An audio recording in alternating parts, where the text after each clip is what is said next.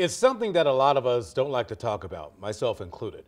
But more than half of our population deals with it for most of their lives, and they really do need all of our support. Our Abby Larico is here with how a new study about periods is changing the way our local women get through that time of the month. Abby, good morning. Hey, good morning, guys. So we are talking about periods because women's health advocates say that avoiding the topic has meant avoiding change that can help women right here in St. Louis.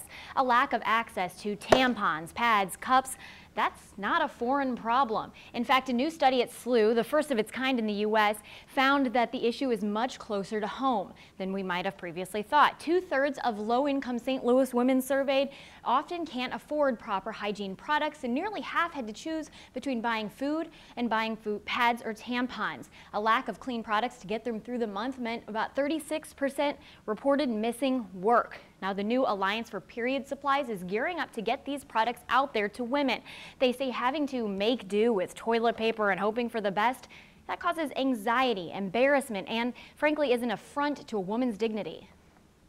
If you don't have period products and that is what is on your mind, you can't look ahead. You can't think bigger and accomplish those tasks that are like way up here if the foundational things that you need for a good life are missing. It's a critically important issue. Now, along with the St. Louis Alliance for Period Supplies, you can get more information on the new SLU group, Project Period. They meet a big need on their campus starting just this semester, and a workshop for young ladies going through puberty called Girls in the Know. We have more information on those organizations right now on ksdk.com. All of those also focus on young women who often have to miss school or frankly face the embarrassment of a leak or a problem day when they're on their periods.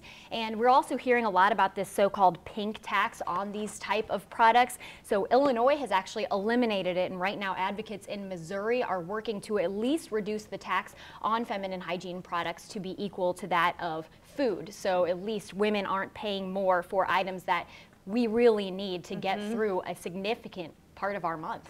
It really makes you think about how much more difficult that time of the month would be if you didn't have access to these things. Right, and it's expensive. Especially, it's expensive if you can afford it. But if you can't and you have to choose between food, right here in St. Louis, that's a problem. This isn't something that's just happening in other developing countries. And it's a big problem on college campuses as well. Yes. Huge problem. Thank you, Abby.